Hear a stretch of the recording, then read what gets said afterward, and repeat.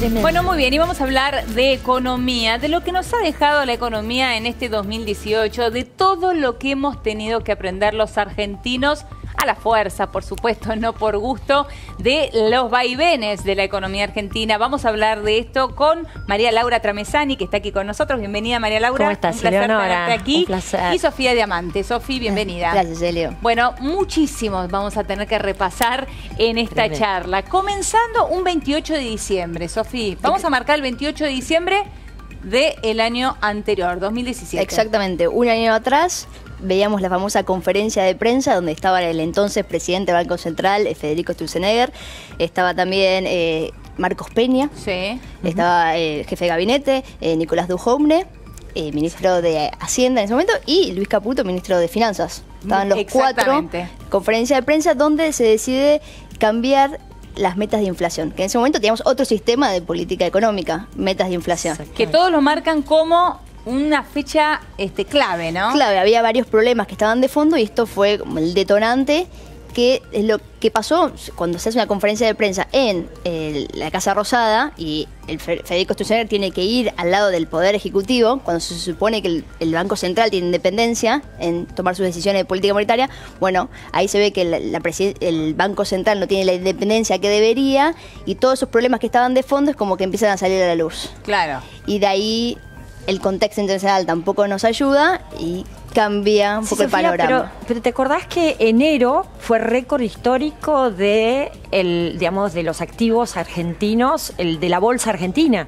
Es decir, enero contra enero del año anterior, la bolsa argentina había subido 80% en dólares. Y fue después de esta conferencia. Después de esta, es decir, es como queda la última parte de la inercia. Sí. Lo que te marca el 28 de diciembre es acá el Día de los Inocentes, como hoy también. Esperemos que que tengamos algo un poco distinto por delante. No había broma, era demasiado serio. Sí. Aunque te generaba un ruido, pero decías, la inercia continúa relativamente positivo. Uno mirado para atrás se dice, no, este fue un antes y un después. Claro, sí es cierto. Sobre todo después de esa conferencia, cuando la inflación seguía en aumento y el presidente del Banco Central entonces, Sturzenegger, decide bajar la tasa de interés. Cuando dice, si hay expectativas de inflación para arriba, la tasa de interés debe subir para arriba. Y al contrario, decidió bajar la tasa de interés y ahí empezó salida de capitales. En el momento también Luis Caputo, en ese entonces secretario era ministro de Finanzas. De Finanzas, sí, decide emitir un bono. ¿Cuánto habían sido? Millones. Y fue la emisión de enero. En realidad esa emisión fue muy, muy acertada, porque es la última emisión que se hace con apetito por Argentina. Claro. Entonces, era el último apetito por Argentina. El último apetito que vos tenías en el mundo por Argentina. Y yo creo, lo que uno supo es que cuando termina eso que en el mercado nosotros llamamos el roadshow, esta ida a vender estos bonos masivamente, con lo que se encuentra es que es lo último que le van a agarrar. Entonces ahí es donde se empieza a gestar qué pasa, porque una de las cosas que uno se pregunta de este gobierno es decir, a ver, ¿nunca tuvieron plan B? Claro. Nunca, porque a ver, y si esto no salía bien, ¿qué fue lo que ocurrió? ¿Cuál era el plan B? El plan B se comienza a gestar luego de esta colocación de bonos. Claro. Se empieza a gestar y ahí es donde entran que si la situación no funciona, el fondo va a ser el prestamista de última ese terminó siendo el plan B. Ese fue el préstamo con el Fondo Monetario Internacional. Previo a esto, el contexto internacional, que es lo que marcaba Sofía. Eso es febrero. ¿no? Febrero, ¿qué pasa? Claro. Después de al nivel mundial tener tasas de interés tan bajas que motiva que todos los países piden préstamos, las empresas, la Reserva Federal, que es el Banco Central de Estados Unidos, decide subir las tasas de interés. Exacto. Y ahí cambia ya el ánimo inversor. Porque ahí cambias, a ver, básicamente es muy sencillo, a ver, si vos te elegís por un país, el dinero es mercenario al final del día, el dinero va donde le pagan mejor. Claro. Y donde te pagan mejor es en el mundo desarrollado versus el mundo, y además es más emergente. Exactamente. ¿Dónde te pagan mejor y es más seguro, te vas a ir rápidamente Exactamente, moves el dinero de los lugares de más riesgo a los lugares de menos riesgo. También tenemos a Donald Trump, que llega a la presidencia de Estados Unidos es un presidente más volátil, empiezan las tensiones comerciales con los demás países y bueno, como vos decís, el contexto. El febrero ya dice algo anda mal. Ahora, ya ahí empezamos a ver una suba en el tipo de cambio, ya empezamos a ver el dólar para arriba de a poquito, ¿no? A estos niveles que estamos viendo ahora. Sí, pero sin corrida. Es decir, acordate que diciembre del año pasado el atraso cambiario se sentía. Acordate lo que fue el verano, el verano 2018. Sí. Es decir, el exterior estaba lleno de argentinos, se llamara Miami, se llamaba Uruguay, se llamara Brasil, es decir, los argentinos salían en masa a gastar su aguinaldo en ir a las playas de cualquier lugar del mundo donde hubiera un poquito de sol. Y eso te pasa, naturalmente, ese es un síntoma de atraso cambiario inmediato. Bueno, claro, se hablaba de ese atraso cambiario, el atraso cambiario también para las exportaciones. Totalmente. Que era fundamental. En el medio de esto la sequía. Y ahí comienza a sentirse los efectos de la sequía, al país le empiezan a faltar dólares y ahí empieza la famosa primera salida de capitales, que es cuando el dólar pega el salto. Bueno, ya habías tenido 2017 una salida brutal de capitales, digamos, de lo que se llamaba acumulación de capitales. Ahorro argentino bajo dos formas, es decir, dólar de colchón muchísimo y mucha salida de capitales vía turismo e importaciones. Claro, pero había dólares que hacían que no se sentía. Nosotros argentinos no sentíamos que había una diferencia del tipo de cambio. No porque había salida, pero tal cual. No porque tenías el ingreso del capital financiero. Claro. Es decir, al tener tasas de interés muy altas en Argentina y siendo existiendo en el mundo moda por Argentina, porque también eso ocurre en el mundo con los movimientos de capitales. Hay momentos donde los mercados todos juntos van hacia un lado o al y otro. Todos juntos se van moviendo hacia otro.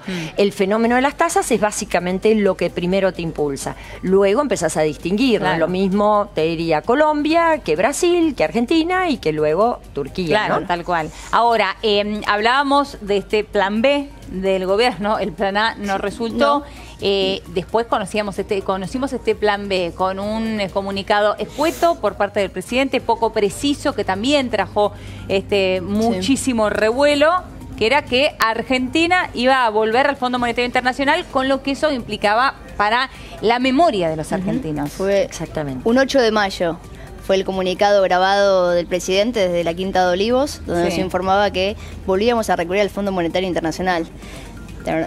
Yo no solo me acuerdo, sino que nos agarró a todos muy por sorpresa. Nadie se lo Porque, a ver, uno decía, ¿por qué no se fueron a buscar otro organismo con otro nombre que nos prestara plata, pero no usaran el nombre del Fondo Monetario?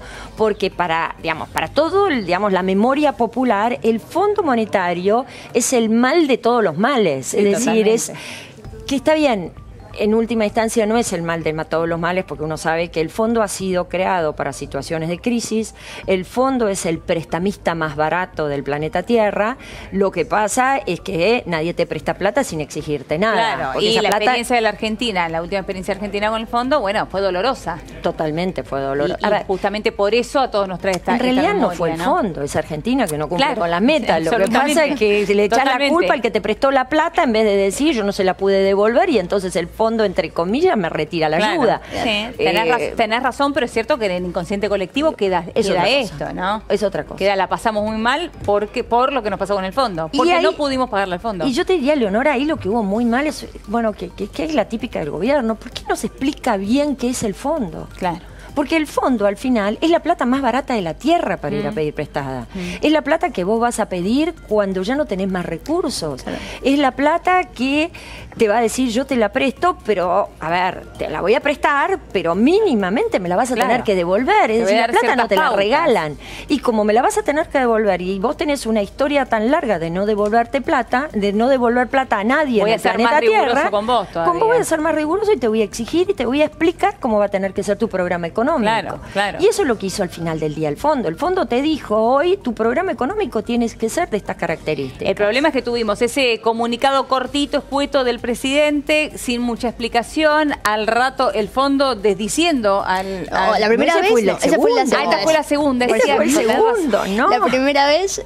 pasaron tantas cosas. Que también Argentina, no nos olvidamos, pero Argentina fue presidente del G20 y unos meses antes había dado la primera reunión de ministros y presidentes de bancos centrales y que había venido Christine Lagarde, el titular del FMI, que en ese momento la Argentina no tenía una relación con el fondo. Venía de visita y había relaciones, sacó fotos con el presidente Macri, con Duhovne. Y en ese momento todavía no sabíamos nada. 2 meses después recurrimos, ella vuelve a venir, pero ya en otro rol. Claro, es cierto que esta falla en el comunicado fue la segunda vez. Ya no me acordaba que era la segunda vez. Y ahí se empiezan las negociaciones. Después del 8 de mayo empiezan las negociaciones con el Fondo Monetario.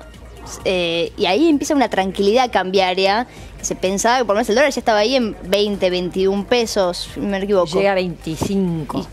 Y se empieza a hablar que si no se frenaba se iba a 30, como el gran tema. Que nos pareció una locura, y hoy ya estamos hablando de un dólar a 38 tranquilamente. Exactamente, pero ahí cuando vuelve a subir, luego de que ya la Argentina había llegado a pedir el préstamo al fondo, cuando se decide la salida de Federico Sturzenegger, que fue en junio. Y ahí sale Federico Sturzenegger, entra Luis Caputo como presidente del Banco Central, un hombre de mercado que, que tenía otra visión, bien diferente a la de Sturzenegger. Y que había salido muy bien parado de la primera corrida cambiaria. Él había hablado con varios fondos, nos habían prestado dinero, habían entrado al país. Venía también del acuerdo de los holdouts, ¿no? Había salido muy bien, exactamente. Claro. Y él logra la corrida cambiaria de Sturzenegger, frenar la corrida cambiaria con el pedido de dinero a la gente de Templeton, básicamente, y a otro fondo que ahora ya no me acuerdo, eran 3.500 millones de dólares que de la noche a la mañana se presentan y frenan la corrida. Y eso le gana, yo te diría, la total confianza del presidente, quien lo termina corriendo a Sturzenegger y poniéndolo a Caputo. Que también era un hombre de mucha confianza del presidente. Totalmente. De larga data, el presidente del Banco Ciudad, de que era jefe. Y también Luis Caputo fue el que recomendó acudir al Fondo Monetario, que fue el primero que dijo, cuidado que el mercado internacional cambió. Ya no nos presta más. Ya no nos presta más, se nos cerraron los mercados. Vayamos con el fondo. Así que él había sido el que tuvo la idea. Ahora, al comienzo de esta charla hablábamos de todo lo que tuvimos que aprender los argentinos. Y entre tantas cosas tuvimos que aprender de las LEVAX. Al principio decíamos LEVAX y todos te decían, ¿qué es eso? ¿De qué me estás hablando? Ahora ya todos tranquilamente hablamos de LEVAX como si hablásemos de pesos. Y en aquel momento ya se había generado esa bola de LEVAX, ¿no? Había que desarmar. Claro, porque era una bomba, no era una bola solamente. Sí. Y esa bomba, la gestión comienza con Caputo y luego con Sandleris, y vos ya se terminaron, ya se fueron, ya no existen más. Bueno, ya pero están. ¿Cuántos supermartes tuvimos? ¿Cuántos supermartes estuvimos hablando? 3 años. 3 años de supermartes. Se fue acumulando, que las LEVAX eran un instrumento de política monetaria del Banco Central que se permitió que cualquier ahorrista que quiera podía invertir en esas LEVAX. Lo que hizo es que el Banco Central pierda control sobre las decisiones de tasa de interés, porque dependía más del ahorrista que quería ingresar o no y comprar LEVAX y que hubieran sido sanísimas si la política funcionaba. Sanísimas. El problema es que esto no funcionó y se fue transformando en una bola y en una escalada de tasa insostenible en el tiempo. Que lo peligroso era el desarme. Era si todos al mismo tiempo decidían deshacerse de esas LEVAX. Totalmente. Ese era el gran tema. Bueno, gran parte de ese desarme fue la corrida cambiaria. Claro. Porque al salir de pesos te ibas a refugiarte en el dólar y la corrida empieza a acelerarse en esos términos. Bueno, que fue en esta época ya. Y ahí arranca. Ahí arranca, ¿no? Ahí ya arranca. Pensamos que ya habíamos terminado, ya habían pasado 2 corridas cambiarias y llega el jueves fatídico. Es tremendo. Que el dólar casi supera los 42 pesos, subió 5 pesos en un día y llegó a tocar los 42, luego terminó en 40. Sí, pero llegó a 42 impensado. pesos. En ese momento todo el mundo decía 40 por ahí, a fin de año el dólar llega a 40. Una locura. Y de repente en una semana estábamos en 40. Y ahí es cuando eso había sido, ahí sí, 2 días después de que el presidente Macri en un video grabado también, antes de que abrieran los mercados, graba que volvemos al fondo a renegociar el acuerdo que se había firmado hace 2 meses. Hace 2 meses, esta era la segunda. No era que volvíamos, que ya estaba acordado. Que ya estaba acordado. El fondo todavía no había autorizado. Claro. Y el fondo que ni estaba enterado de esto, hablaron directamente por ahí con el presidente de Estados Unidos, el fondo no estaba enterado y tardó todo el día en contestar que era verdad. Entonces eso generó incertidumbre y ahí el dólar volvió a trepar. Y ahí el dólar volvió a trepar, recién vos lo mencionabas, María Laura, bien. Se fue Caputo, entró Guido Sandleris. Y ahí tenés un cambio drástico. Básicamente que tenés una bajada del fondo de decirte, bueno, está bien, a ver, los apoyamos, ampliamos el acuerdo, pero esta ampliación de acuerdo, digamos, el manual se los ponemos nosotros, Y ustedes, señores, entran, fichan, cumplen y trabajan Claro, como nosotros claro. decimos. Y tienen y de alguna manera algún sentido Tiene tiene, sentido. porque si no te dejaban caer. Claro, y ahí fue el cambio más fuerte, creo que fue cambiar las metas de fiscales. Obvio. De repente se pasó que este año 2019 que está por comenzar, se llegó a un déficit fiscal de 0%. Claro. No hay más gastos, ingresos, y es un ajuste bastante... Cambio totalmente abrupto. En realidad, ahora, por último, porque nos hemos quedado sin tiempo, después de esto tuvimos que aprender del ELIX también, que es todavía de lo que estamos hablando. ¿A cuánto tuvimos el dólar al comienzo de año y a cuánto cerró hoy el dólar? 18,62 termina el año pasado. 18,62. Y hoy cerró el mercado minorista 38.40. Bueno, 38,40. Estamos hablando 103% de devaluación en un año. 103%. De una inflación la más alta desde 1991. Terminará en 48%. Bueno, muy bien. Veremos a ver Año. qué nos depara el 2019. Muchísimas gracias a ambas. Gracias. Un placer, Gracias, como señora. siempre. Bien, y de aquí me voy al encuentro.